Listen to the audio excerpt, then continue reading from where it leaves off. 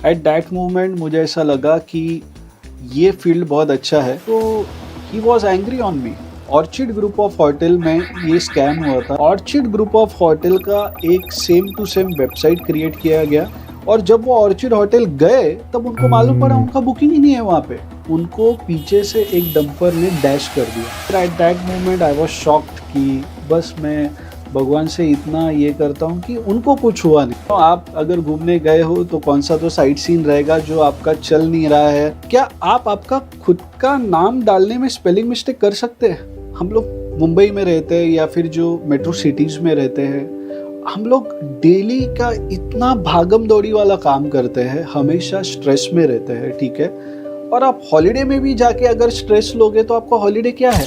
और एक सीक्रेट बता देता हूँ, इसमें यूरोपियन या पूरा इंडिया या फिर पूरा वर्ल्ड आप चीप में घूम सकते हैं। 35,000 फीट अबव अगर आपका बर्थडे सेलिब्रेट होता है तो that is a life time memory. आपका मार्केट सेगमेंटेशन क्या है, आपका ऑडियंस कौन है, आफ्टर सेल सर्विस आपका कैसा होना चाहिए, आपका मार्केटिंग कैसा होना चाहिए, जो आप मार्केटिंग कर रहे हो वो आपके ऑडियंस को हिट हो रहा है क्या।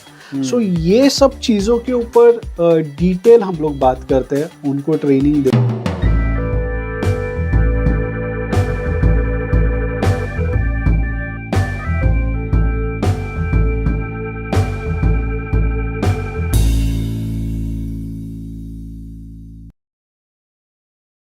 नमस्कार, मैं सुधांशु राणे और मूविंग डिजिट्स मार्केटिंग फोरम में आपका स्वागत है। और इस फोरम में हम लोग कवर करेंगे इंडस्ट्री के कुछ ऐसे बेहतरीन लोगों को जो हमें सिखाएंगे कि कैसे आप आपकी लाइफ या आपका बिजनेस नेक्स्ट लेवल लेके जा सकते हो। आज हमारे साथ है एक बेहतरीन एक्सपर्ट। मतलब कभी भी हमें कहीं पे भी जाना हो तो कुछ इम्पॉर्टेंट सवाल, मतलब मैंने कौन सी फ़्लाइट बुक करनी चाहिए, या यही फ़्लाइट क्यों, या वीज़ा मिलेगा या नहीं मिलेगा, ऐसे कुछ प्रश्न हमारे मन में होते हैं हमेशा। तो उन्हीं प्रश्नों का आज जवाब हमें देंगे मेरे साथ जो है आज के हमारे स्पेशल गेस्ट प्रज्ञेश विनेरकर जी, जिनका 10 साल से भी ज़्यादा अनुभव है in the field of travel. नमस्कार। Pragnesh ji, welcome to moving digits marketing forum. मेरा पहला सवाल आपसे ये है कि आपकी कंपनी के बारे में, मतलब सुखदा वर्ल्ड के बारे में कुछ आप बता सकते हो? आइडियली सुखदा वर्ल्ड जब ये स्टार्ट हुआ तो ऑलरेडी हम लोग का एक बिजनेस था जो यही इंडस्ट्री में था। अराउंड एक 7-8 व्हीकल्स थे हम लोग के पास। और मैं मेरे कॉलेज के लास्ट ईयर में था, तब से मैं फ्रीलांस करता हूँ और मुझे पसंद है कि लोगों को घुमाना। सो जब मैं लास्ट ईयर में था उसके बाद मैं डायरेक्टली एक प्रोफेसर था, कॉलेज में सिखाता था।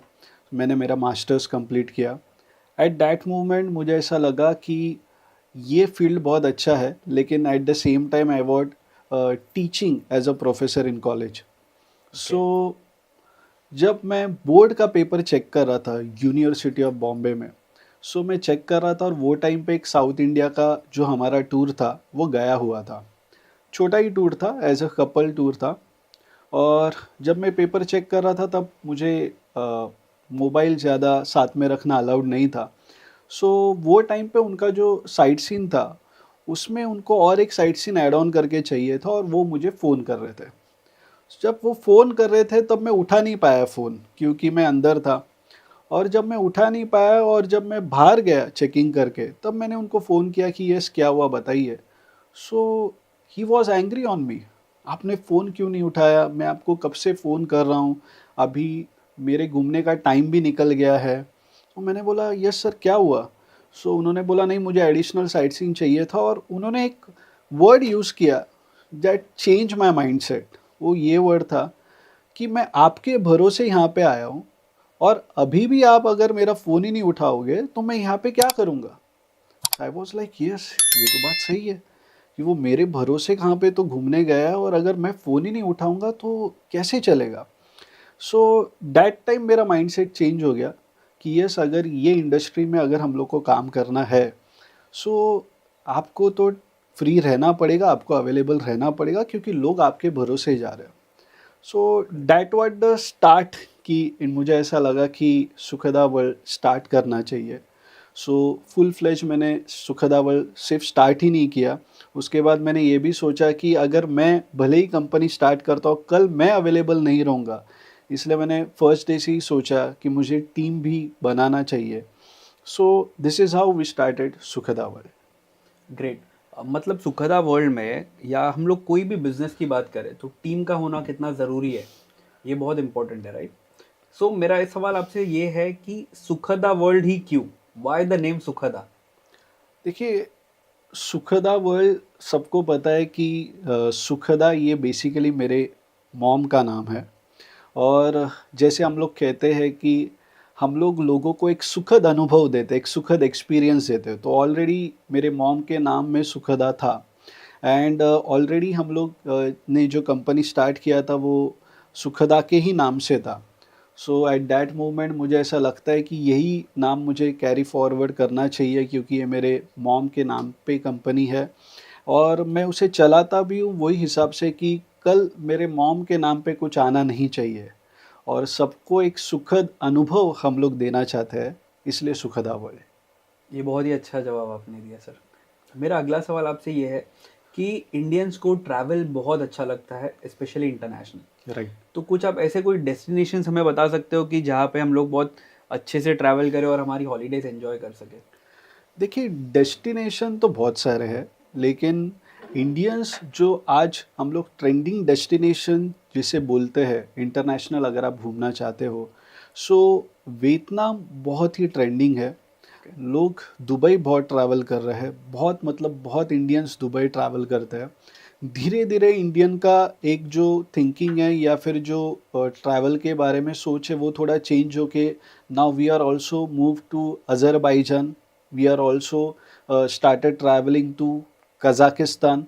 सो इंडियन का ट्रेंडिंग डेस्टिनेशंस थोड़ा चेंज हो गया। पहले हर एक इंडियन को ऐसा था कि मैं थाईलैंड घूमने जाऊंगा, लेकिन अभी लोग बोलते हैं मैं वियतनाम घूमने जाऊंगा, मैं सिंगापुर घूमने जाऊंगा, मैं मॉरिशस घूमने जाऊंगा। सो ये ट्रेंडिंग है फिलहाल जो मार्केट में चल रहा है। तो हम लोग इंटरनेशनल डेस्टिनेशंस की बात कर रहे हैं, तो और इंटरनेशनल डेस्टिनेशंस में एक इम्पॉर्टेंट चीज़ होता है, वो है ट्रैवल वीज़ा। राइट। आजकल हमें बहुत सुनाई देता है कि मेरा वीज़ा रिजेक्ट हो गया, मेरा यूएस का वीज़ा रिजेक्ट हुआ, मेरा शेंगन वीज़ा रिजेक्ट हुआ। सो क्या आप हमें बता सकते हो या जो मेरे व्यूअर्स हैं उनको आप बता सकते हो कि वीज़ा रिजेक्शन इसका रेट क्या है या फिर ये रिजेक्ट होते ही क्यों है वीज़ा हम इंडियंस के? देखिए, वीज़ा रिजेक्शन इंडिया में बहुत बड़ा प्रॉब्लम है, बहुत मतलब बहुत बड़ा प्रॉब्लम है। उसका मेन एजेंडा ये है कि लोगों को यू नो एक गाइडेंस ही नहीं है कि उनको क्या करना चाहिए। स्पेसिफिकली मैं 3-4 कंट्रीज़ आपको बोलना चाहूँगा। सबसे पहले यूएस, दूसरा आता है कनाडा, तीसरा आता है यूके और चौथा आता है यूरोप, शेंगन वीज़ा, ठीक है? मैक्सिमम वीज़ा ये कंट्री में रिजेक्ट होते हैं इंडियंस के। उसका रीज़न ये है कि उनके पास गाइडेंस नहीं है, सबसे पहला। उनके पास कुछ चीज़ ऐसे है जो आपको बताई नहीं जाती है। अभी आपने ये सवाल पूछा है इसलिए मैं आपको बताना चाहता हूँ। आपको कोई भी एम्बेसी बोलेगा नहीं कि आपको ट्रैवल हिस्ट्री इम्पोर्टेंट है। ओके। अगर आपका ट्रैवल हिस्ट्री अच्छा है तो आपका वीज़ा में बहुत एक इम्पॉर्टेंट बहुत एक इम्पॉर्टेंट चीज़ है कि आपका ट्रैवल हिस्ट्री बहुत अच्छा है। अगर आपका ट्रैवल हिस्ट्री अच्छा है तो आपको वीज़ा अच्छे से मिल जाएगा। नेक्स्टली, आपका फाइनेंशियल बैकग्राउंड कैसा है। इंडिया में प्रॉब्लम यह है कि सब लोग ज़्यादा कैश में ट्रांजेक्शन्स करते हैं। करेक्ट। सो ऑफिशियली उनके फाइनेंशियल स्टेटमेंट में वो इनकम शो ही नहीं होता है। और एम्बेसी हमेशा ये देखता है कि आपका वाइट का जो अमाउंट है वो आप कितना दिखा रहे हैं, वो और जो बता रहे हैं वो आपके स्टेटमेंट में मैच हो रहा है क्या। ओके। अगर वो मैच ही नहीं हो रहा है, आप बोल रहे हो मेरा 6 लाख रुपए इनकम है लेकिन आप अकाउंट में आपके 3, साढ़े 3, 4 लाख दिख रहा है, तो आपका एम्बेसी वीज़ा तो उड़ाएगा ही। ठीक है। नेक्स्टली, आपको स्पॉन्सर कौन कर रहा है। फॉर एग्जाम्पल ऐसा होता है कि मैं मेरे फैमिली मेम्बर को स्पॉन्सर कर रहा हूँ और मैं उनको बोल रहा हूँ आप घूमने जाओ। अभी जो स्पॉन्सर कर रहा है या फिर आपको जो आदमी वहाँ पे बैठा है, समझो आप यूके में आपका कोई फैमिली मेम्बर है, वो आपको वहाँ से इनवाइट कर रहा है, उसका फैमिली बैकग्राउंड कैसा है, उसका फाइनेंशियल बैकग्राउंड कैसा है। सो वो आपको इनवाइट कर रहा है तो वो आपको इनवाइट को लेटर दे रहा है क्या, उसका जो कंपनी है उसने उसको एनओसी दिया है क्या। ये छोटी छोटी चीज़ें हैं, हर एक इसमें कंट्री में ये वैरी होता रहता है। सो ये सब चीज़ें लोगों को पता ही नहीं है। प्रॉब्लम ये है कि टू बी फ्रैंक अगर कहेंगे तो इंडियंस का प्रॉब्लम यह है कि यूट्यूब पे देखना फॉर्म तो भरने आएगा, लेकिन सबका केस अलग अलग है, करेक्ट। राइट? कि किसी का स्पॉन्सर स्ट्रांग है, किसी का इनवाइटी स्ट्रांग है, किसी का खुद का फाइनेंशियल डॉक्यूमेंट स्ट्रांग है, किसी का जो कवरिंग लेटर होता है उसमें क्या लिखना चाहिए ये लोगों को पता ही नहीं होता है। बहुत बार ऐसा हुआ है, अराउंड, मैंने एक वीडियो भी बनाया है उसमें मैंने कहा है कि अराउंड 20 CR के ऊपर सिर्फ शेंगेन और यूके वीज़ा में लोगों का पैसा गया है 1 साल में। क्या बात कर रहे हो, 20 करोड़? 20 करोड़ रिजेक्शन रेट इतना है। ये क्यों है? क्योंकि गाइडेंस नहीं है। लोगों को ऐसा लगता है कि हम लोग सामने से देख के सिर्फ फॉर्म ही तो भरना है, तो फॉर्म तो आप भर लोगे, लेकिन जो कवरिंग लेटर है, और सबका केस अलग अलग है, सबका केस सही नहीं है ना, सबका केस सेम नहीं आएगा। करेक्ट। जो आपको इनवाइट कर रहे हैं उनका कैसा है, वो उनका उनका फाइनेंशियल स्ट्रांग है, इसलिए मैंने कहा सो ये केस वैरी टू वैरी होगा, और इसलिए वीज़ा सबसे ज़्यादा रिजेक्ट होते हैं। Okay, great. मुझे एक और चीज़ आपसे पूछना था सर। जैसे आपने अभी बताया शेंगेन वीज़ा 20 करोड़ तक का लॉस हुआ है पब्लिक का in applying Schengen visa. Yes. तो चलो समझ लेते हैं हम लोग को वीज़ा तो मिल गया, बट कुछ आप ऐसे कोई चीपेस्ट तरीका बता सकते हो जिससे मैं यूरोप घूम सकता हूँ? देखिए, अभी आपने ये सवाल पूछा ही है तो मैं आपको और एक सीक्रेट बता देता हूँ। इसमें यूरोप ही नहीं, आप पूरा इंडिया या फिर पूरा वर्ल्ड आप चीप में घूम सकते हो। ओके। और ये सीक्रेट ये है कि अगर आपको कोई भी चीपेस्ट कुछ चीज़ बुक करना है तो सबसे पहले वो आपको एडवांस में बुक करना है। प्रॉब्लम ये आता है कि आप 4-5 महीने पहले अगर आप प्लानिंग करोगे तब जाके आपको फ्लाइट चीपेस्ट आएंगे।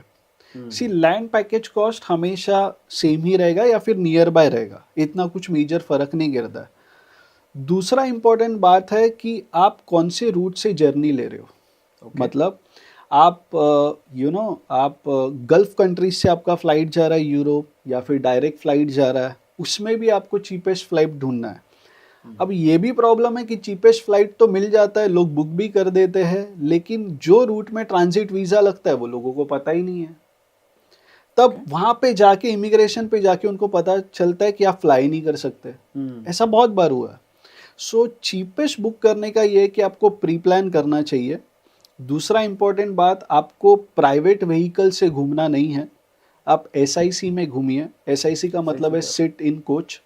ओके। सो एक कॉमन व्हीकल होता है, और एक कॉमन व्हीकल में सब लोग आते हैं। मतलब एक होटल से एक फैमिली आया, दूसरे होटल से एक फैमिली आया, वो कॉमन व्हीकल में बैठ गए, साइट सीन के लिए साथ में जाते हैं, वापस साइट सीन से आते जब साथ में आते हैं, और उनको वैसे वैसे ड्रॉप दिया जाता है। सो आइडियली ये केस में आपको कोई भी जो इंटरनेशनल डेस्टिनेशन है वो चीप में मिलेगा और सही गाइडेंस है।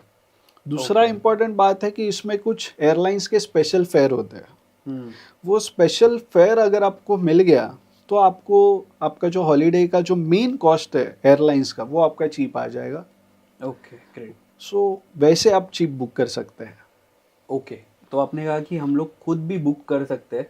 मोस्टली जो कंपनीज है, मतलब जैसे हमारी मूविंग डिजिट्स है या फिर जो प्राइवेट कंपनीज है, they prefer agent like you. मतलब हमने आज तक जितने भी ट्रिप्स बुक किए हैं वो सर के थ्रू ही किए हुए हैं। So I would like to ask you कि लोग खुद भी बुकिंग करते हैं या फिर एक एजेंसी के थ्रू भी करते हैं? राइट। सो खुद बुक करने में और एजेंसी के थ्रू बुक करने में अपने को हमें कैसे फ़ायदा हो सकता है?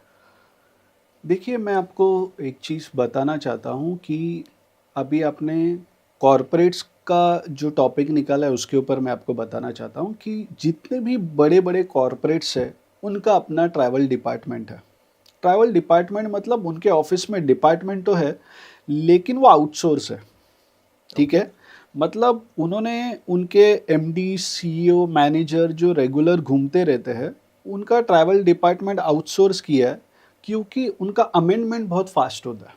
अमेंडमेंट में फास्ट ऐसा होता है कि अभी एक फ़्लाइट बुक किया है, वो आपको 2 घंटे बाद फ़ोन करेंगे और बोलेंगे एक काम कीजिए कि ये फ़्लाइट रीशेड्यूल कर दीजिए। आपको बोलेंगे कि ये फ़्लाइट कैंसिल कर दीजिए। इतना ही नहीं, कुछ कुछ MD CEO को तो स्पेसिफिक सीट भी लगता है। अभी मुझे आज भी याद है, हम लोग ने एक फ़्लाइट बुक किया था, उसमें लोग 8-9 हज़ार 10 हज़ार का एक एक सीट भी बुक करते हैं। सो दे आर सो स्पेसिफिक। सो जितने अमेंडमेंट्स ये आते हैं तो उसके लिए आपको सबसे ज़्यादा टाइम इन्वेस्ट करना पड़ता है। तो वो लोगों के पास, कॉरपोरेट के पास नहीं है, और सबसे पहले पेशेंस नहीं है। पेशेंस में ऐसा बोलूँगा कि आप एयरलाइन को फ़ोन करोगे कस्टमर केयर को, तो वो आधा घंटा 1 घंटा आपको वेटिंग पे रखेगा। उसके बावजूद आपका अगर कॉल कनेक्ट भी हो गया तो फर्स्ट अटेम्प्ट में ही आपका प्रॉब्लम सॉल्व होगा, इसका कोई गारंटी नहीं है। सो इसलिए जो बड़े बड़े कॉरपोरेट्स है वो एक ट्रैवल डिपार्टमेंट आउटसोर्स करके रखते हैं या फिर उनका खुद का भी होता है। और रही बात कि आपको ट्रैवल एजेंट या फिर कंपनी से बुक करना चाहिए या फिर नहीं, तो एज अ कंपनी ओनर छोड़ के मैं आपको बोलूँगा, आप मुझे खुद बताइए, आप ऐसे देश, ऐसे डेस्टिनेशन जा रहे हो जिसका ग्राउंड रियलिटी आपको पता नहीं है, उसके बारे में आपको कुछ पता नहीं है, और आप वहाँ पे जा रहे हो और आपको कुछ पता नहीं, और इन केस उधर कुछ ऊपर नीचे हो गया तो आपको गाइडेंस कौन देने वाला है? करेक्ट। आप अगर वहाँ पे अटक गए तो आपको वहाँ से निकालने कौन वाला है? सो आपको हमेशा ये देखना चाहिए कि ट्रैवल, लोगों को ऐसा लगता है कि मैंने जो प्लान किया है वैसे ही होगा, ऐसा नहीं होता है। ट्रैवल हमेशा फ्लक्चुएटिंग होता है। आप अगर घूमने गए हो तो कौन सा तो साइट सीन रहेगा जो आपका चल नहीं रहा है, या फिर जो रूट है वो बंद हो गया है, आपको अलग रूट से जाना पड़ता है, तो वो अलग रूट आपको बताएगा कौन? Correct. What is the way out for that? ठीक है। जैसे आप अंडमान अगर आप जाओगे तो कभी कभी ऐसा होता है कि वहाँ पे एक हाथ साइट सीन पूरी तरह से बंद होता है और आपको कहा जाता है कि ये आज साइट सीन नहीं होगा। तो वो साइट सीन शफल कैसे होगा? कौन से दिन का साइट सीन वो साइट सीन के दिन में हम लोग एडजस्ट करेंगे, और वो दिन का साइट सीन हम लोग नेक्स्ट डे पे एडजस्ट करेंगे। ये जो प्लानिंग है, इसके लिए आपको ट्रैवल कंपनी या फिर ट्रैवल एजेंसी बहुत इंपॉर्टेंट है। करेक्ट। अगर वो आपके पास नहीं होगा तो आप पैसा तो भर दोगे लेकिन आपका वेस्ट जाएगा। राइट और नॉट? ग्रेट। आजकल के लोग यही कहते हैं कि हम लोग को ट्रैवल एजेंट की क्या ज़रूरत है, हम लोग खुद भी तो बुकिंग कर सकते हैं। सो कुछ आप ऐसा एग्जाम्पल हमें दे सकते हो कि जिसमें ट्रैवल एजेंट का इम्पोर्टेंस क्या है, ये हमें पता चले। देखिए, इंडिया में जो हॉलीडे का जो माइंडसेट है ना वो अलग है, और एक्चुअल हॉलीडे का जो माइंडसेट है वो अलग है। मैं आपको बोलता हूँ इसके बारे में। एक एग्जांपल लीजिए, हम लोग मुंबई में रहते हैं या फिर जो मेट्रो सिटीज़ में रहते हैं, हम लोग डेली का इतना भागम दौड़ी वाला काम करते हैं, हमेशा स्ट्रेस में रहते हैं, ठीक है। और आप हॉलीडे में भी जाके अगर स्ट्रेस लोगे तो आपका हॉलीडे क्या है? एग्जाम्पल, आप ही फ्लाइट बुक करोगे, आप ही गाड़ी बुक करोगे, आप ही होटल बुक करोगे, और आप बोलोगे अरे गाड़ी आया कि नहीं, या फिर आप बोलोगे अरे फ्लाइट चेंजेस हुआ है, अभी वो मैं मैनेज कैसे करूँ। इसका मतलब आप पैसा खर्च करके आप हेडेक ले रहे हो। This is not a holiday. This is not a holiday. आप अगर गोवा में जाओगे, स्पेसिफिकली मॉर्जिम, ये सब साइड जाओगे जहाँ पे इंटरनेशनल ट्रैवलर्स बहुत सारे आते हैं, बैठते हैं, रहते हैं, आप चेक करोगे वो 2-2 महीने स्टे के लिए आते हैं। Why so? Because they want calm, उनको पीस ऑफ माइंड चाहिए। This is the holiday. आप बोलोगे कि मैं ही फ्लाइट बुक करूंगा, आप करो, उसमें कोई इशू नहीं है, लेकिन आपको पीस ऑफ द माइंड मिल रहा है कि नहीं मिल रहा है, वो इम्पोर्टेंट है। आप हॉलीडे में जाके अगर हेडेक ले रहे हो तो मतलब क्या है हॉलीडे का? और दूसरा इम्पोर्टेंट बात मैं आपको बोलना चाहता हूँ, ये ऑफ द रिकॉर्ड या फिर ऑन द रिकॉर्ड में मैं आज आपको बताना चाहता हूँ। आप मुझे एक बात बताइए, सुधांशु जी, जब आप फ्लाइट बुक करते हैं, क्या आप आपका खुद का नाम डालने में स्पेलिंग मिस्टेक कर सकते हैं? नहीं, बिल्कुल नहीं। लेकिन लोग कर रहे हैं। ये मैं नहीं बोल रहा हूँ। मेरा एक स्पेलिंग मिस्टेक का वीडियो है जिसमें अराउंड 100-200 कमेंट आए हैं लोगों के कि मेरा स्पेलिंग मिस्टेक हो गया, अभी मैं क्या करूं। मतलब खुद का नाम डालने में लोगों को स्पेलिंग मिस्टेक आ जाता है, तो हॉलीडे प्लानिंग कैसा होगा इनका? How they are going to create a memorable holiday? So that is not possible. आप समझ रहे हो? दूसरी इंपॉर्टेंट बात, सबसे इंपॉर्टेंट चीज है इंडस्ट्री में जो लोगों को पता नहीं है। लोग क्या करते हैं, कोई भी हॉलीडे होने दो या फिर कोई भी फ्लाइट होने दो, इन जनरली ऐसा देखते हैं जो चीप मिल गया वो मुझे अचीव हो गया। Correct. Ideally holiday is not about cheap booking और cheap price. It is all about after sale service. Hmm, on ground अगर आप कहाँ पे अटक गए हो, ऑन ग्राउंड अगर आपको किस चीज़ की ज़रूरत होगी, तब आपको वहाँ पे गाइडेंस कौन देगा, आपका वहाँ पे प्रॉब्लम कौन सॉल्व करेगा, ये इम्पॉर्टेंट है। Okay, okay, great. यही आपने जैसे भी बताया कि ऑन ग्राउंड कोई सपोर्ट मिलना थोड़ा मुश्किल हो जाता है, तो मेरा इसी रिलेटेड सवाल है कि ये जो वुमेन सोलो ट्रैवलर्स है आजकल, तो उनका सेफ्टी इंटरनेशनली अगर वो सोलो ट्रैवल करे तो is it safe to travel? That is my question. देखिए, ये जो क्वेश्चन है उसका आंसर ये है, ये कंट्री टू कंट्री वैरी करता है। एग्जाम्पल लीजिए, अगर आप दुबई में जा रहे हो और आप सोलो ट्रैवल करोगे तो आपको कोई प्रॉब्लम ही नहीं है, क्योंकि बहुत सेफ है। तो आइडियली ये सब कंट्रीज़ में आपको कुछ प्रॉब्लम ही नहीं आएगा। आप यूरोप सेक्टर जा रहे हो तो आपको कोई प्रॉब्लम ही नहीं है, तो आप सोलो ट्रैवल कर सकते हो, उसका कोई इशू नहीं है। आपको पता होना चाहिए कि कौन से कंट्री में आपको सोलो ट्रैवल करना चाहिए। ओके। मोस्टली आप जब एशियन कंट्रीज़ देखोगे तो एशियन कंट्रीज़ में सोलो ट्रैवल किया जा सकता है, but not for the first time. अगर आप सेकेंड थर्ड टाइम कर रहे हो तो आपको एक थोड़ा ग्राउंड रियलिटी मालूम पड़ता है कि ये एरिया में क्या है, ये एरिया में शाम को कैसा माहौल रहता है, रात को कैसा माहौल रहता है, सो आपको मालूम पड़ता है। सो ऑन दैट बेसिस आप प्लान आउट कर सकते हो कि आप सोलो आप ट्रैवल कर सकते हो। And yes, people are travelling solo. Okay, that is एक नया ट्रेंड है जो आज लोग सोलो ट्रैवल कर रहे हैं। सो सोलो ट्रैवल किया जा सकता है। ओके। तो ये आपने तो बहुत अच्छे से बताया कि सोलो ट्रैवल करना चाहिए या नहीं करना चाहिए। फर्स्ट टाइमर है तो कितना डिफ़िकल्ट है, या सेकंड थर्ड टाइम है तो कितना इजी हो जाता है। तो इसी रिलेटेड सवाल है कि हम लोग जब इंटरनेशनली जाते हैं या डोमेस्टिक भी जाते हैं तो बहुत सारे स्कैम्स होते हैं। राइट। तो आप कुछ स्कैम्स के बारे में बताना चाहोगे कि क्या ये क्यों होते हैं, या फिर इससे हम बच कैसे सकते हैं?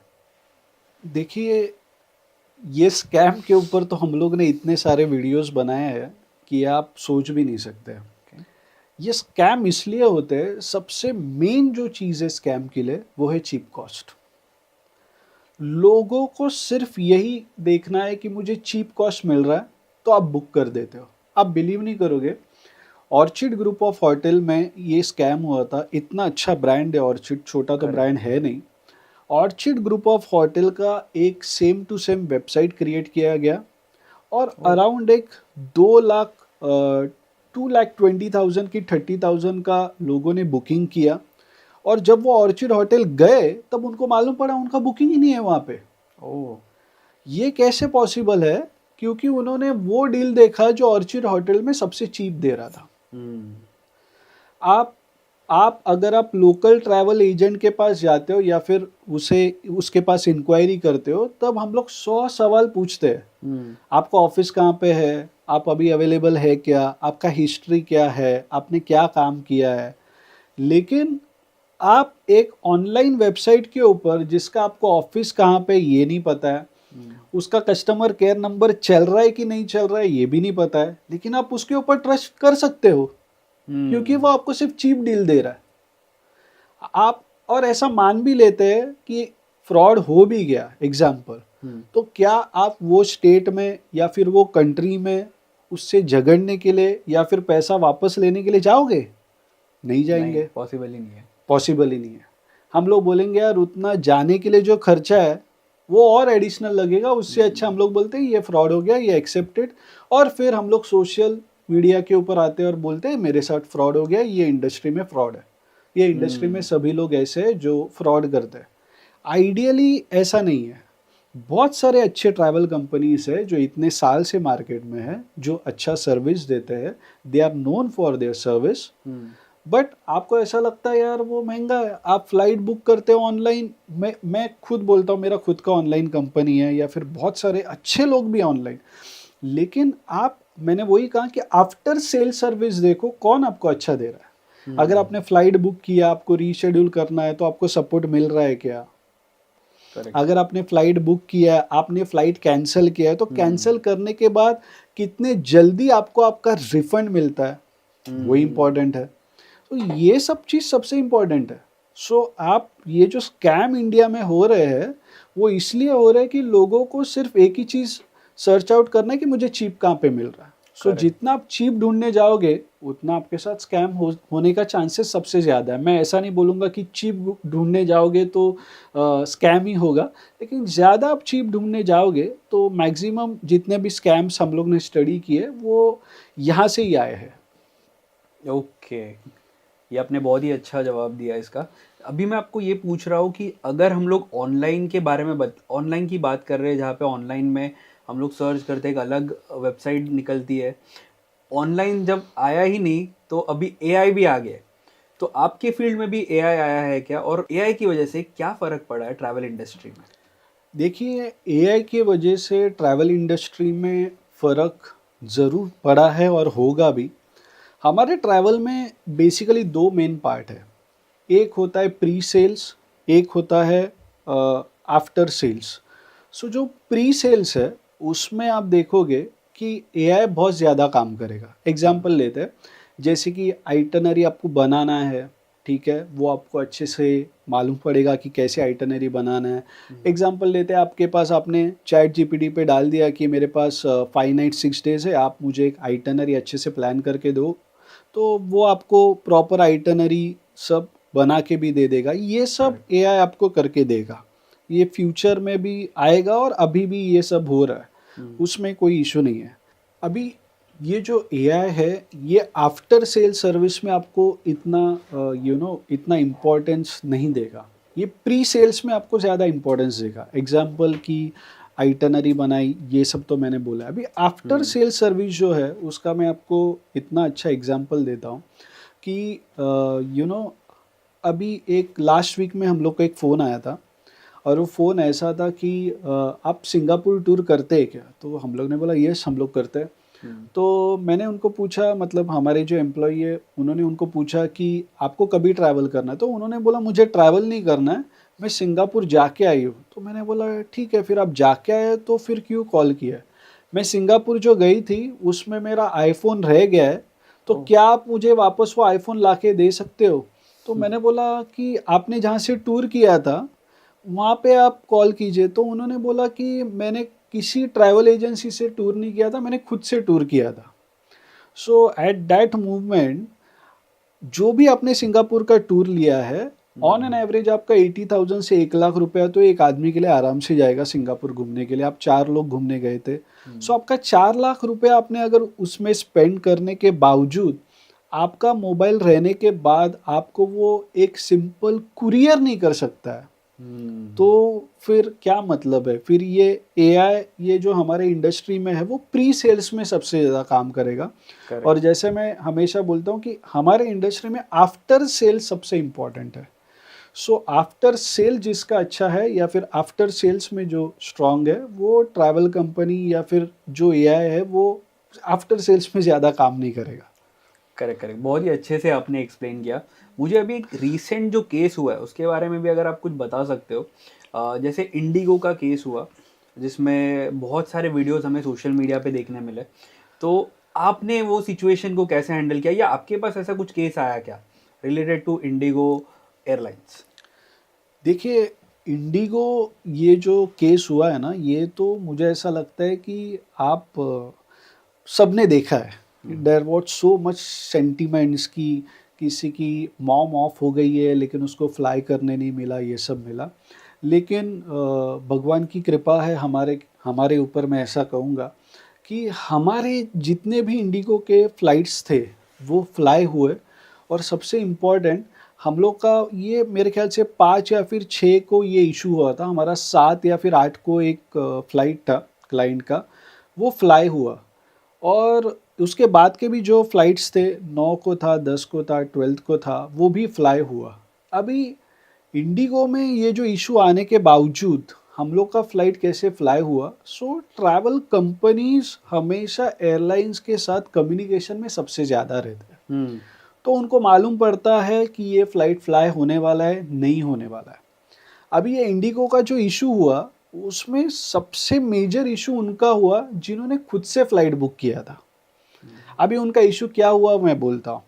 आपको तो पता ही है कि शेयर मार्केट में कैसा रहता है, अगर कोई शेयर नीचे आ रहा है, यार बेच दे, क्योंकि और नीचे आएगा तो लॉस हो जाएगा। सो जब ये इंसिडेंट हुआ तब लोगों ने कुछ सोचा ही नहीं। मैं उन लोगों की बात कर रहा हूँ जिन्होंने किसी ट्रैवल कंपनी के साथ उनका फ़्लाइट बुकिंग नहीं किया, उन्होंने खुद से कैंसिल कर दिया। क्यों कैंसिल कर दिया? क्योंकि ऑलरेडी मेरा हॉलीडे सेट है, मैं 4 दिन बाद 10 दिन बाद ट्रैवल करने वाला हूँ, मेरा हॉलीडे तो सेट है और वहाँ पे मैंने लाख रुपए इन्वेस्टमेंट करके रखा है घूमने के लिए, और अगर मेरा फ्लाइट ही फ्लाई नहीं होगा तो मैं जाऊँगा कैसे? तो लोगों ने क्या किया, जो इंडिगो का फ्लाइट था वो डायरेक्टली कुछ सोचे बिना कैंसिल कर दिया।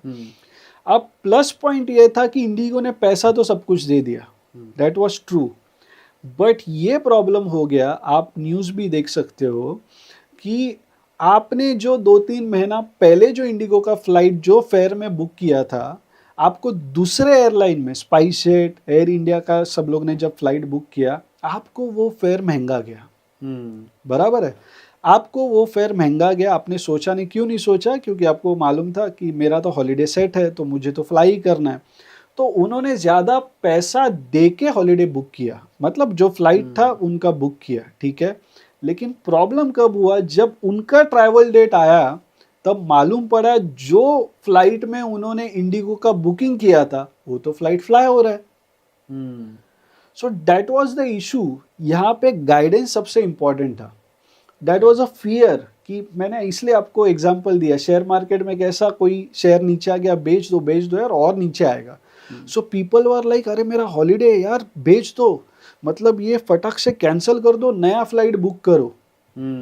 लेकिन हम लोग जितने भी हमारे ट्रैवल एसोसिएट्स है, हमारे जो इंडस्ट्री है, उन्होंने एयरलाइन के साथ सही कम्युनिकेशन किया, उन्होंने नॉलेज लिया कि कौन सा फ़्लाइट फ्लाई हो सकता है, नहीं हो सकता है। हम लोग ने एयरलाइन का हिस्ट्री निकाला कि अभी जो 5, 6, 7 तारीख जो था उसमें वो फ़्लाइट फ्लाई हुआ है, नहीं हुआ है, और उसके बाद जाके हम लोग ने डिसीजन लिया कि वो कैंसिल करना है या फिर नहीं करना है। सो इंडिगो को मैं एज अ बोलूँगा कि यस, नो डाउट कि जो 5th और 6th जो डेट था उसमें लोगों को बहुत प्रॉब्लम हुआ, हम लोग को भी, हमारे इंडस्ट्री को भी प्रॉब्लम हुआ।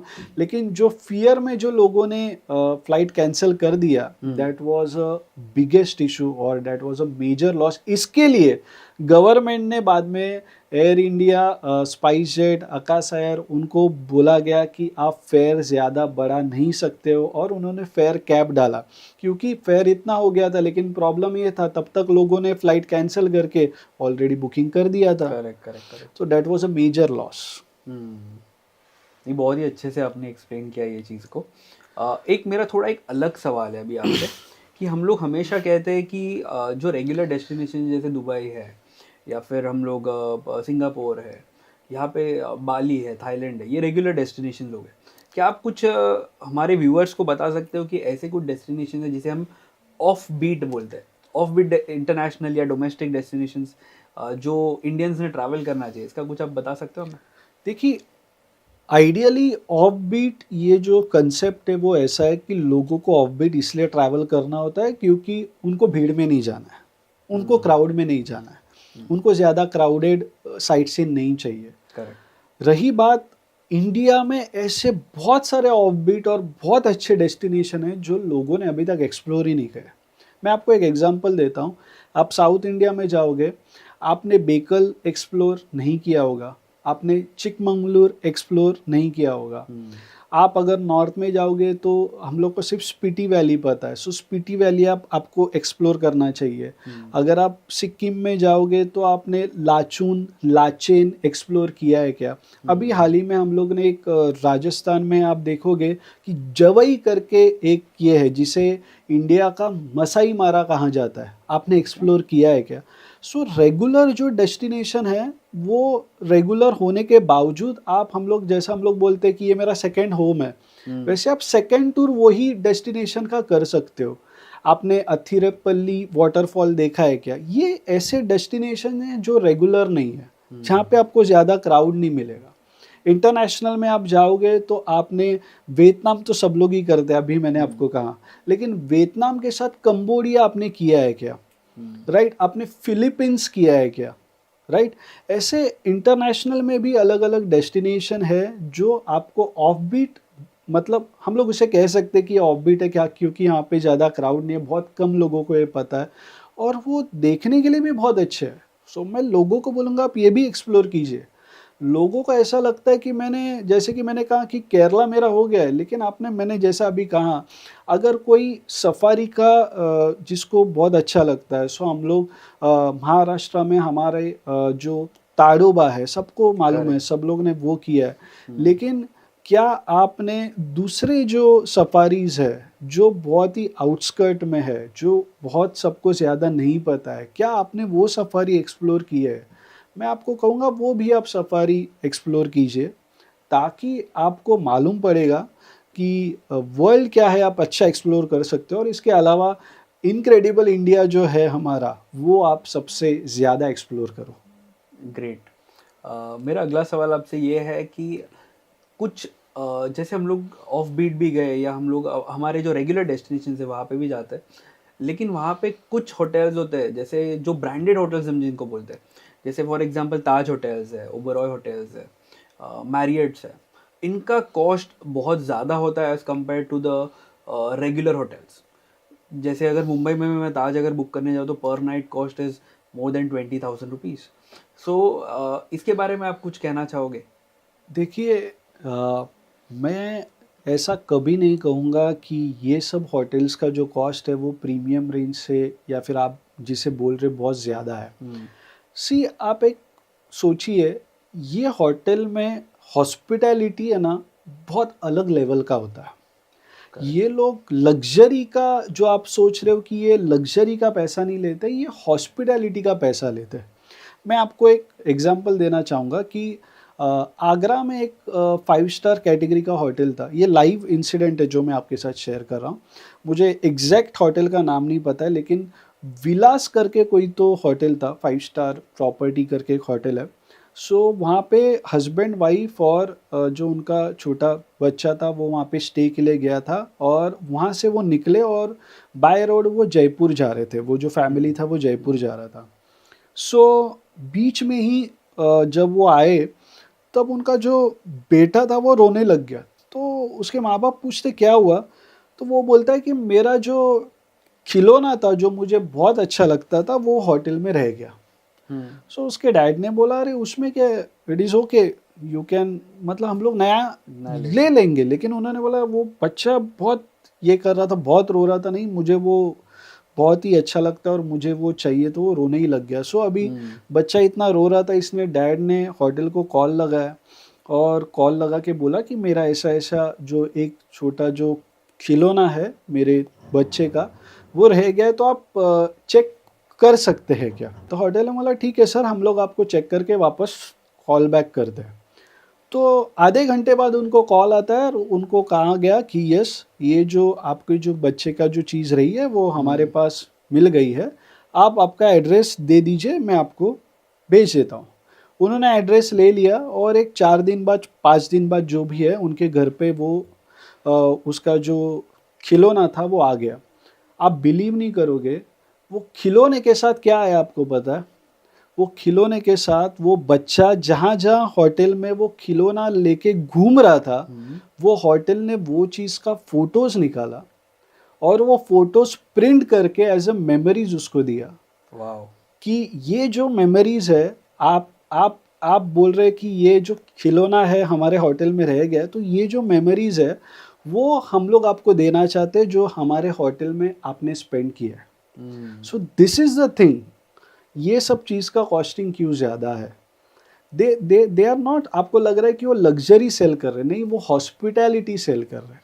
हम्म। सो आप जब इतना हॉस्पिटैलिटी लोगे तब आपको लगेगा यार सही यार, दिस इज़ द, मतलब जो पैसा ले रहे हैं that is worth of it.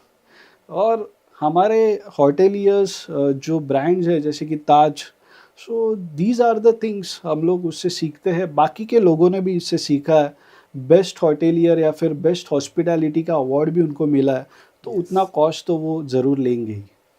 Great. बहुत ही अच्छी स्टोरी आपने बताई कि कैसे हम हमारे बिजनेस में भी एक लेवल ऊपर जाके कस्टमर को अगर अच्छा एक्सपीरियंस दे पाए, तो डेफिनेटली कस्टमर हमेशा हमें याद रखेगा और प्लस एक बहुत ही positive word of mouth spread करेगा अपने बारे में। तो हमने होटल्स की बात कर ली, वुमेन्स की बात कर ली। मेरा एक सवाल आपसे ये है सर कि सीनियर सिटीजन्स के लिए आपके पास कुछ प्लान्स है या सीनियर सिटीजन ने कहाँ ट्रैवल करना चाहिए? बिकॉज कैसा एज रेस्ट्रिक्शन होता है, मोमेंट का रेस्ट्रिक्शन होता है। So what can be some good destination जहाँ पे सीनियर सिटीजन्स बहुत ही अच्छे तरीके से ट्रैवल करके एंजॉय कर सकते हैं? देखिए, मैं सीनियर सिटीजन्स का पहले आपको प्रॉब्लम बताना चाहूँगा। उनका प्रॉब्लम ये होता है कि वो एक ही जगह पे अगर बैठ जाते हैं गाड़ी में 2-3 घंटा, 4 घंटा, तो उनका पैर में स्वेलिंग आ जाता है या फिर उनका बैक पेन चालू होता है। सो बेसिकली सीनियर्स को कहाँ पे घूमना जाना चाहिए, तो मेरे हिसाब से आप मुझे पूछोगे तो बेस्ट ऑप्शन क्या है, तो बेस्ट ऑप्शन है, सबसे पहला आता है क्रूज़। क्रूज़ इसलिए अच्छा है कि आप कभी भी, आपको जब भी बाहर जाना है आप जा सकते हैं, आपको कुछ कंटाला आ गया तो वापस आ सकते हैं रूम में। So there is nothing like a sight seen. आप अगर हॉलिडे पे गए हो और आप कौन से साइट सीन पे गए हो जो 3-4 घंटा दूर है, तो आप वहाँ पे आपने सोचा यार अभी मुझे कंटाला आ गया, मुझे वापस जाना है, तो आपको वापस 4 घंटा वापस आना है होटल में। करेक्ट। सो वो ड्यूरेशन बहुत ज़्यादा है। सो उससे अच्छा मैं हाँ सबको बोलता हूँ कि आप क्रूज़ ये प्रोडक्ट ले लो उनके लिए। आपको जब भी लगे आप कोई शो देखने गए, आप ऊपर डेक के ऊपर गए हैं और डेक के ऊपर जाने के बाद आपने एंजॉय किया, अभी आपको फील होता है कि मुझे वापस आना है, तो आप वापस आ जाते हो, आराम से रूम में आराम करते हो। और रही बात हॉलीडे की, तो आपको हॉलीडे ऐसा बनाना चाहिए जो स्ट्रेस फ्री नहीं होगा या फिर जिसमें ट्रैवलिंग ज़्यादा नहीं होगा। तो जैसे मैं आपको 1-2 डेस्टिनेशन का नाम बताना चाहता हूँ, यस। तो आप बोल सकते हैं कि आप वो पौंडीचेरी जा सकते हैं। उसमें ट्रैवलिंग ज़्यादा नहीं है, होटल से आजू-बाजू में आधा घंटा, 1 घंटे के ऊपर सब साइट सीन है। आप अंडमान जा सकते हो। अगर आपको इंटरनेशनल जाना है तो मैं ऐसा बोलूँगा आप मॉरिशस जा सकते हो, आप सिंगापुर जा सकते हो। सो ये इसलिए मैं बोल रहा हूँ कि ये आपके होटल से जो साइट सीन है वो नियर बाय है, ज़्यादा दूर नहीं है। तो जभी भी आपको ऐसा फ़ील होता है कि यार मुझे अभी स्ट्रेस फ़ील हो रहा है, तो मैं वापस बैक टू होटल इमीडिएट आ सकता हूँ। सो आइडियली आपको सीनियर सिटीजन्स के लिए प्लान करते वक़्त आपको ये सब चीज़ें ध्यान में रखना बहुत ज़रूरी है। तो ये आपने बहुत ही बढ़िया जवाब दिया है और जो सीनियर सिटीजन का आपने ये जवाब दिया है, ये कोई एक्सपर्ट ही दे सकता है। इट इज़ नॉट कि कोई नया ये इंडस्ट्री में आए और वो ऐसा जवाब दे पाए। तो मेरा अगला सवाल आपसे सर ये है कि जब हम लोग सीनियर सिटीजन को ट्रैवल कराए या जब हम भी ट्रैवल कर रहे हैं, तो इंश्योरेंस का क्या इंपॉर्टेंस है? इंश्योरेंस लेना चाहिए हमें या नहीं लेना चाहिए, या कहाँ से इंश्योरेंस ले तो जिससे हमें फ़ायदा हो? देखिए, ट्रैवल इंश्योरेंस के बारे में तो इंडिया में अवेयरनेस ही नहीं है। लोग बोलते हैं कि दैट इज़ अ एक्सपेंस, हम लोग ये एक्सपेंस क्यों करें? That is not a expense, actually it is an investment. Okay. अगर आपका बैग खो जाता है और अगर आप कहाँ पे बाहर कौन से कंट्री में जाके आप हॉस्पिटलाइज हो जाते हो, तब आप क्या करोगे? ये सब मामले में आपको ट्रैवल इंश्योरेंस बहुत इंपॉर्टेंट है। दूसरी इंपॉर्टेंट बात है कि ट्रैवल इंश्योरेंस में कौन सा ट्रैवल इंश्योरेंस लेना है, ये सबसे इंपॉर्टेंट है। मैं किसी कंपनी के बारे में नहीं बोलूँगा, मैं ट्रैवल इंश्योरेंस के बारे में बोलूँगा। मतलब ट्रैवल इंश्योरेंस में 2 पार्ट होते हैं। एक होता है कोपे, मतलब उसे हम लोग ऐसा बोलेंगे कि that is a half cover, और एक होता है फुल कवर, ठीक है? सो फुल कवर का मतलब ऐसा होता है कि अगर आपका हॉस्पिटलाइजेशन हुआ या फिर कुछ भी आपका जो लॉस हुआ है और अगर वो चीज़ आपके इंश्योरेंस में कवर है, तो वो आपको फुल कवर मिलेगा। एग्ज़ाम्पल लेते हैं, ये मेरा हाथ है समझो, और ये हाथ को मुझे इंटरनेशनल जाके कुछ लग गया है, तो मेरे इंश्योरेंस में अगर मैंने फुल कवर इंश्योरेंस लिया है और मुझे हाथ का खर्चा अगर 2 लाख रुपए आया, तो मुझे ट्रैवल कंपनी 2 लाख रुपया देगा। That is called full cover. और जो कोपे होता है या फिर उसे हाफ कवर ऐसा बोल सकते हैं, तो इसमें अगर इंश्योरेंस में दिया है कि ये हाथ के लिए आपको सिर्फ 25,000 ही मिलेंगे, तो भले ही आपका खर्चा 2 लाख गया तो भी कंपनी आपको 25,000 ही देगा। सो आपको कौन सा ट्रैवल इंश्योरेंस लेना चाहिए, फुल कवर लेना चाहिए, आप सीनियर्स के लिए ले रहे हो। और सबसे इम्पोर्टेंट चीज़ जो इंडिया में किसी को नहीं पता है या फिर बहुत कम लोगों को पता है, मैं ज़रूर आपके माध्यम से शेयर करना चाहता हूँ कि आप ट्रैवल इंश्योरेंस लेते वक्त आपको सबसे इम्पोर्टेंट चीज़ करना है कि आपको आपका बैकग्राउंड हिस्ट्री देना है। मतलब आपको डायबिटीज़ होगा, आपको बीपी होगा, आपको और भी कुछ होगा, वो आपको पॉलिसी लेते वक्त मेंशन करना है। अगर आपने मेंशन नहीं किया और कल क्लेम आया और क्लेम का जो रीज़न रहेगा वो ये सब के वजह से रहेगा, तो आपको क्लेम नहीं मिलेगा। Oh, so that is the main thing. So आपका प्री एग्जिस्टिंग हिस्ट्री हम लोग बोलते हैं उसे। सो प्री एग्जिस्टिंग हिस्ट्री, आपका ऑपरेशन भी हो गया है, वो भी आपको याद से देना है। ग्रेट। आप इतने साल से सर ये इंडस्ट्री में हो, क्या आप कुछ ऐसा एक्सपीरियंस शेयर करोगे जो एक बोलते हैं ना नाइटमेयर या वर्स्ट एक्सपीरियंस रहा आपके या जनरली कोई कस्टमर के साथ एकदम वर्स्ट एक्सपीरियंस ट्रैवल का जो रहा होगा, उसका कुछ एग्जांपल्स दोगे? देखिए, मैं इसे वर्स्ट भी बोलूँगा और एक हिसाब से अच्छा भी बोलूँगा। वर्स्ट इसलिए बोलूँगा, हम लोग ने एक जलगाँव का हमारा एक क्लाइंट था। वो हनीमून टूर के लिए केरला में गए थे और आपको पता ही है कि मुन्नार और टेकड़ी के बीच में एक जगह ऐसी आती है जहाँ पे बहुत स्टीप स्लोप भी रहते हैं और नेटवर्क भी नहीं होता है। ओह, सो एट दैट मोमेंट उनको पीछे से एक डंपर ने डैश कर दिया। सो वो डैश करने के बाद ऐसा हो गया कि वो गाड़ी अभी अनस्टेबल था, एक्सीडेंट हो गया तो वो तो चल नहीं पा रहा था। सो एट दैट मोमेंट वो जगह से थोड़े जोन से बाहर गए बाय वॉकिंग। ड्राइवर उनको लेके गया और उन्होंने वहाँ से मुझे फ़ोन किया कि यार ऐसा ऐसा एक्सीडेंट हो गया है। तो आई वॉज लाइक, अरे बाप रे, इतना अगर हुआ है, आप कैसे हो, आपका ड्राइवर कैसा है, सब ठीक है? तो बोला हाँ, हम लोग सब ठीक है, लेकिन प्रॉब्लम ये है कि अभी हम लोग यहाँ पे अटके पड़े हैं। वो बहुत ही, आप अगर साउथ में गए तो आपको मालूम पड़ेगा, वो घना जंगल है। सो फिर at that moment I was shocked कि बस मैं भगवान से इतना ये करता हूँ कि उनको कुछ हुआ नहीं, that was the plus point. So हम लोग ने, सीज़न था, चल रहा था, गाड़ी मिलना भी थोड़ा शॉर्टेज था, तो हम लोग ने एक गाड़ी अरेंज किया और 3-4 घंटे में वो गाड़ी वहाँ पे रीच हुआ। और सबसे अच्छी बात ये थी कि गाड़ी रीच होने के बाद वो दिन का जो भी साइट सीन था उनका, वो पूरा साइट सीन हम लोग ने कंप्लीट किया और end of the day they were happy with nice memories in their life time के लिए। वो एक इंसिडेंट उनका मतलब दिमाग में रह गया रहेगा कि हनीमून पे आए और ऐसा हो गया। बट वी ट्राई टू सी कि वो उनका जो हनीमून टूर था वो अच्छा हुआ। ये सबसे वर्स्ट एक्सपीरियंस आज तक हम लोग ने फेस किया, मैं ऐसा बोलूँगा। इससे बहुत ही एक इम्पोर्टेंट पॉइंट आपने भले ही नहीं बोला, लेकिन ये ट्रैवल एजेंट का इम्पोर्टेंस बताता है या एक सपोर्ट सिस्टम का इम्पोर्टेंस बताता है जब भी कोई हम अननोन प्लेस पे जाते हैं। यस। वर्स्ट तो हो गया, क्या आप मुझे कुछ ऐसा बेस्ट एक्सपीरियंस भी बता सकते हो जो आपके क्लाइंट्स ने एक्सपीरियंस किया हो, जो बोलने के बाद आपको प्राउड फील होता हो? देखिए, बेस्ट एक्सपीरियंस तो ऐसे बहुत सारे हैं, लेकिन उसमें का एक एक्सपीरियंस मैं आपके साथ शेयर करना चाहूँगा। हमारा एक टूर गया था दुबई के लिए, ग्रुप टूर था हमारा। सो दुबई से जब बॉम्बे का फ़्लाइट था, सो रात को गेस्ट आ रहे थे और उनका नेक्स्ट डे उनका बर्थडे था। सो रात को 11 साढ़े 11 कुछ ऐसा कुछ फ़्लाइट था वहाँ से, और 12 जो उनका क्लॉक का ये था, वो इन बिटवीन एयर ही हो गया। सो हम लोग ने सोचा यार उनका बर्थडे सेलिब्रेट करना है, वो भी फ़्लाइट में। सो हम लोग एयर होस्टेस के पास गए, हम लोग ने बोला, रिक्वेस्ट किया कि उनका बर्थडे है तो क्या आप ऐसा कुछ कर सकते हैं कि हम कुछ थोड़ा सा सेलिब्रेट कर सकते हैं।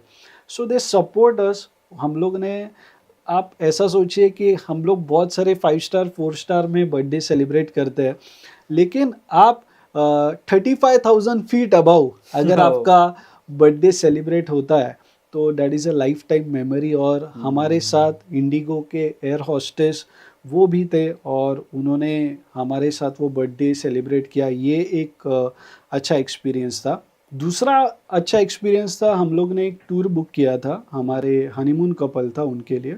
और जब हम लोग ने बुक किया था, वो ऑन टूर जाने के बाद उन्होंने टूर इसलिए ही लिया था क्योंकि वो अभी नेक्स्ट न्यू जॉब ज्वाइनिंग करेंगे। तो वो जॉब ज्वाइन करने के बाद उनको छुट्टियाँ वापस अलॉट नहीं होंगी, इसलिए उन्होंने बोला था अभी हम लोग हॉलीडे जाके आते हैं। सो वो सर्च आउट कर रहे थे जॉब को और हॉलीडे के ऊपर मतलब जब वो होटल में स्टे कर रहे थे तभी उनको फ़ोन आ गया कि अभी आपका ऑनलाइन इंटरव्यू होगा। सो उन्होंने मुझे फ़ोन किया कि आप कुछ कर सकते हैं क्या? सो मैंने होटल्स हमारे जो रेगुलर थे उनको फ़ोन किया जहाँ पे उनका स्टे था। तो उनको फ़ोन किया कि आप उन्हें एक लैपटॉप या फिर कंप्यूटर के सामने जहाँ पे वेबकैम या फिर ऐसा कुछ होगा, आप उनको वो एक अवेलेबल करके दे दीजिए क्योंकि उनका बहुत इम्पोर्टेंट इंटरव्यू है। सो उन्होंने वो लैपटॉप अरेंज करके भी दिया। इतना ही नहीं, वो लैपटॉप अरेंज करने के बाद ऐसा जगह भी दिया जहाँ पे आपको इंटरव्यू के टाइम आवाज़ ज़्यादा नहीं आएगा। और सबसे अच्छी बात मुझे ये लगी, वो इंटरव्यू पास भी हो गए और उनको जॉब भी लग गया। अरे ग्रेट। सो ये एक बहुत अच्छा मेमोरी है मेरे लिए कि ऑन टूर जब हमारे थे तो किसको एक ड्रीम जॉब जो होता है वो भी उनको लग गया। और उसमें हम लोग ने जो थोड़ा सा जो भी ऐसा कंट्रीब्यूशन एग्जैक्ट नहीं बोलूँगा, लेकिन जितना हमसे हो सके जो हमने किया और वो अवेलेबल उनको लैपटॉप करके दिया और वो इंटरव्यू पास हो गए। सो this is one of the memorable thing I would say. Great sir. तो इसका मतलब ये है कि आप सिर्फ हॉलीडेज नहीं बेचते, आप लोगों को एक्सपीरियंस देते हो, आप लोगों को हैप्पीनेस देते हो, राइट, और इनफैक्ट आप लोगों को इनडायरेक्टली जॉब या बर्थडे सेलिब्रेट करने में मदद करते राइट। हो। मेरा सवाल आपसे एक और है sir, and this will be the most important question, कि अगर किसी को ट्रैवल एजेंसी के फील्ड में आना है तो क्या आप उन्हें हेल्प कर सकते हो to come into this industry, और कैसे, अगर कर सकते हो तो? देखिए, आइडियली हम लोग ट्रैवल जो एजेंट्स हैं उनको हम लोग कोचिंग भी देते हैं। आइडियली ये चीज़ हम लोग कहाँ पे इस चीज़ का मार्केटिंग नहीं करते हैं, ज़्यादा ओके। ये नहीं करते हैं। लेकिन बहुत सारे मतलब ट्रैवल एजेंट्स हैं जिन्होंने मेरे से ट्रेनिंग लिया है और उनका एजेंसी स्टार्ट किया है। सो सी अभी कैसा हो गया है कि सबको लगता है एआई आ गया, वेबसाइट आ गया, सब कुछ आ गया। तो उनको ऐसा लगता है मेरे पास वेबसाइट आ गया या फिर मेरे पास फ़्लाइट का जहाँ से बुक करते हैं वो आ गया तो मैं कुछ भी काम कर सकता हूँ। लेकिन हमारे करेक्ट। इंडस्ट्री में ये इम्पोर्टेंट नहीं है। हमारे इंडस्ट्री हम्म। में आपका मार्केट सेगमेंटेशन क्या है, आपका ऑडियंस कौन है, आफ्टर सेल सर्विस आपका कैसा होना चाहिए, आपका मार्केटिंग कैसा होना चाहिए, जो आप मार्केटिंग कर रहे हो वो आपके ऑडियंस को हिट हो रहा है क्या। सो ये सब चीज़ों के ऊपर डिटेल हम लोग बात करते हैं, उनको ट्रेनिंग देते हैं। सो आइडियली हम लोग सबको नहीं लेते, ये भी मैं आपको बोलता हूँ कि जो लोग हमारे विजन से अलाइन होते हैं, जिनको ट्रैवल इंडस्ट्री में सीरियसली कुछ करना है और जो जिम्मेदारी ले सकते हैं, तो उनको हम लोग ट्रेनिंग देते हैं और उनको ऐसे ट्रेन करते हैं कि वो कंपनी अपने आप आराम से चला सकते हैं। ग्रेट।